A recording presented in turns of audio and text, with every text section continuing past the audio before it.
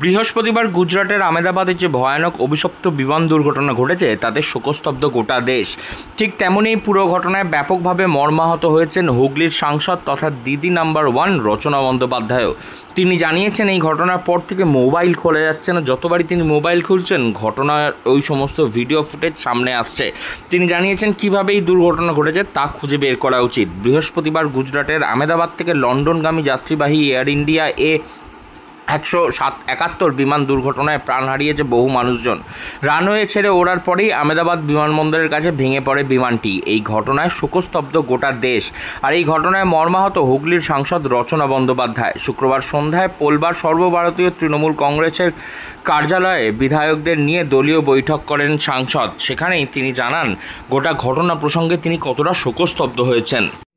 একটা মর্মান্তিক বিমান দুর্ঘটনায় প্রায় 200 জনের অধিক মারা গেছেন। মানে অভাবনীয়, অকল্পনীয়, প্রচন্ড একটা স্যাড নিউজ। মানে ভারতবর্ষের ইতিহাসে প্রথমবার সবাই বলছেন ভারতবর্ষের ইতিহাসে এই ধরনের ঘটনা বিরল, ঘটেনি।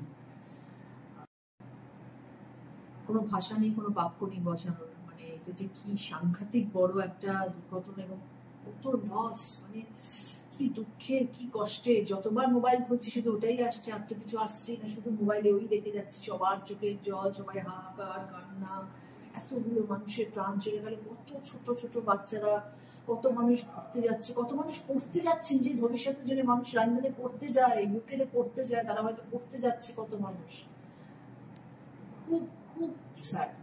ইতিমধ্যে আমেরিকার প্রতিনিধি দলকে পাঠানো হচ্ছে, কোথাও কি মনে হচ্ছে যে ত্রুটি ছিল? কি মনে করেন? বুঝতে পারা যাচ্ছে না, কারণ এত দিনে এত হাজার কিলোমিটার চালানোর পাইলট সেলস অফ এক্সপিরিয়েন্স, ড্রিমলাইন একটা এত বড় একটা এয়ারক্রাফট, সবাই স্বপ্ন দেখে প্লেনে করে ওঠার এবং যাওয়ার। মানে অকল্পনীয়, অভাবনীয়। নিশ্চয়ই এটার একটা কিছু তো একটা বার করা উচিত যে কি যান্ত্রিক গর্জন হলো।